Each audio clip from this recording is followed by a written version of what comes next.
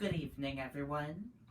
I'm Riley King, and welcome to the Riley King Newscast, right here on the Riley King Network. We have a lot of news to get to this evening, so let's begin. First up, man charged with assaulting attorney denies he attacked lawyer. Dale Holloway also charged with shooting bishop in Pelham Church. Let's take a listen to that video from WMUR News 9, Amy Cavino.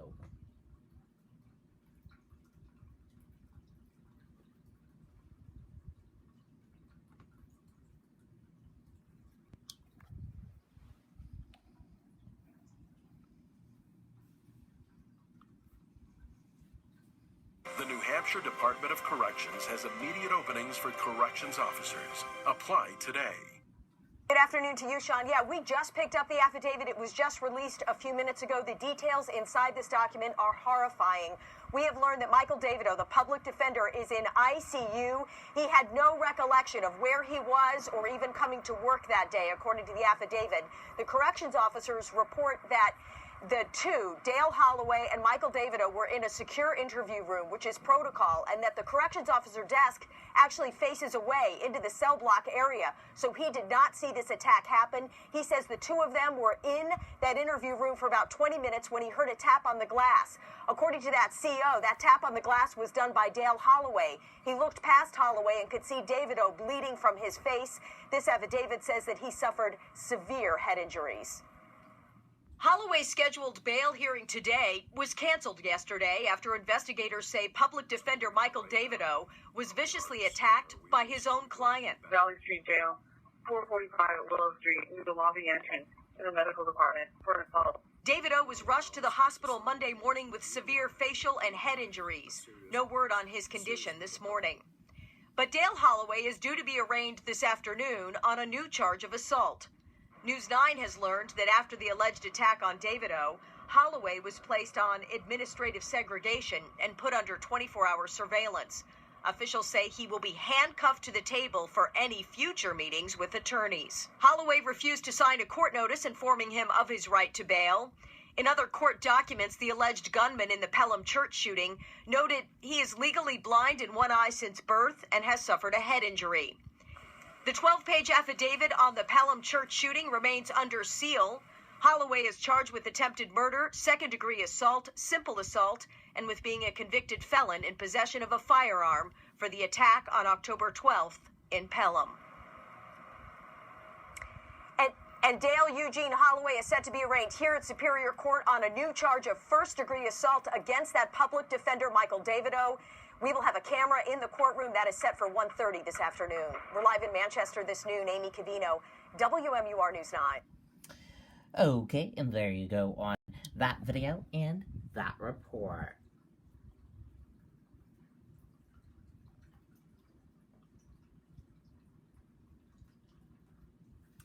Grand jury adds new charges against Lori Loughlin, others in college admission case. Loughlin and her husband accused of paying about $500,000 in bribes. Actress Lori Loughlin and 10 other parents accused in the college admission case now face a new federal charge of conspiracy, the U.S. Attorney's Office announced today. Candidate address sticky question: New Hampshire or Vermont syrup? Let's take a look at this video.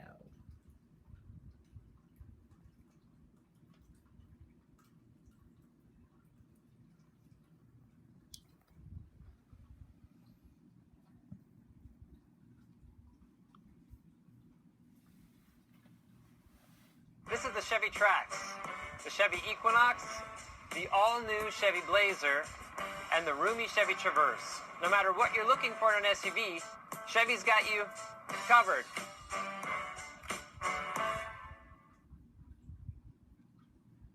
So a really critical question. Where's the best maple syrup from? Definitely New Hampshire. Totally. As a matter of fact, and We have a woman from Vermont last week, so boo, boo on Vermont. we have a different. Respectfully disagree. So I will say this, and this is total fact. Last time I was here in New Hampshire, just literally like a week or two ago, I got, as a gift, someone just gave me some New Hampshire maple syrup, and I brought it back to my wife and kids, and they were so excited about it, and they've been using it for the last 2 weeks, like on pancakes and non-pancakes. You know what they've been using it on? They've been using it on bacon a lot. Something that was subconsciously on my bucket list was going to a sugar shack, which happened for the first time here in Freedom, New Hampshire.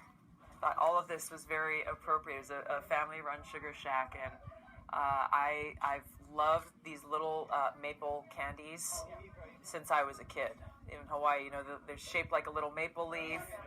I've loved it. So I felt like a little kid in that sugar shack, and they had all the goods I could ever dream of. It was a lot of fun, and to see how it was made. We went to the trees and to the taps, and every single step along the way in the process, and I learned a lot. Of a Vermont maple syrup or There is no war. Let's end that sentence. There is no war. And I'll tell you something. I shouldn't tell this. But, in my youth, I used to slug this stuff. You asked me if I drink. No, I don't drink alcohol. I did drink maple syrup. We had people were very kind who would give me, bottles of maple syrup. Kind of woke you up, Okay, and there you go.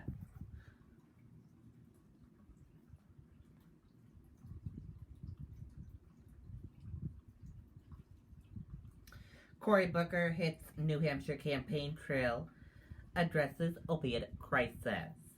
Booker said recent pharmaceutical company settlements don't go far enough. Let's take a listen to that video from WMUR News 9, Adam Sexton.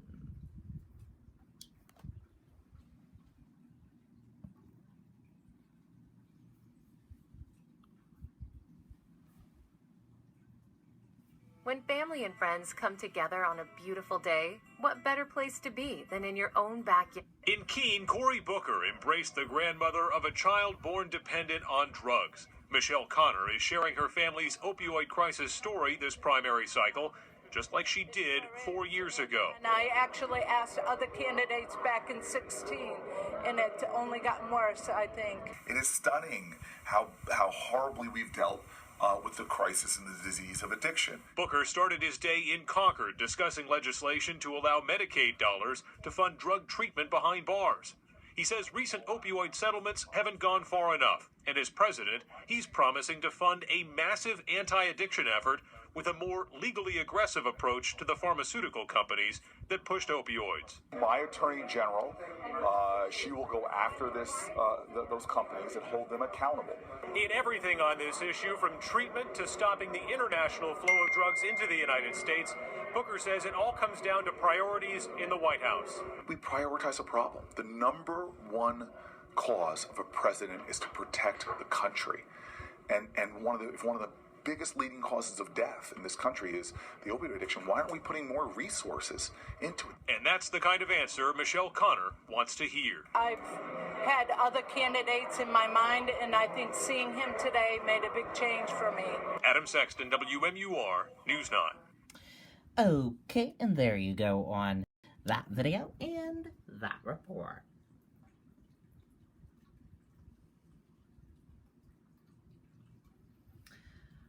Weld shares with New Hampshire voters lessons he learned growing up on farm. Republican presidential candidate talks with voters in Candidate Cafe segment. If you want to see that video, we will share the link with you on the Riley King Network Facebook page. And now let's take a look at your U.S. stock market and see how your U.S. stock market closed for this Tuesday evening. And here's a look at that U.S. stock market for all of you for this Tuesday evening. Your Dow Jones Industrial Average closed in the red and went down. Your Nasdaq closed in the red and went down. S&P 500 closed in the red and went down. Gold closed in the green and went up. Oil closed in the green and went up. US 10-year closed in the red and went down. Euro/USD closed in the red and went down. And VIX closed in the green and went up.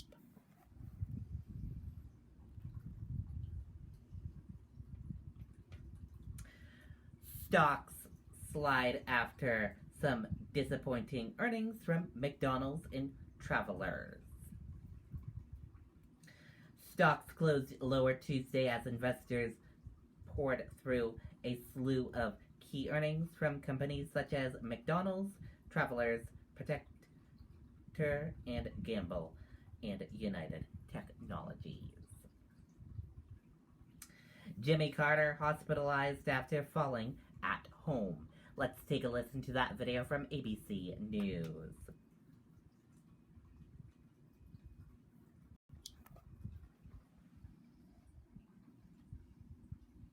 We've just learned that former President Jimmy Carter has been hospitalized after falling in his home last night, fracturing his pelvis. The Carter Center sharing the news with us this morning, saying he is in good spirits as he undergoes treatment and is looking forward to recovering at his home in Plains, Georgia. The former president turned 95 on October 1st, and of course we wish him a speedy recovery. Okay, and there you go on that video and that report. And that does it for this evening edition of the Riley King Newscast, right here on the Riley King Network. I hope you all have a great rest of your Tuesday evening, and I'll see you back here tomorrow for another newscast. And I'll have a news report coming up in a little bit. Good night and bye, everyone.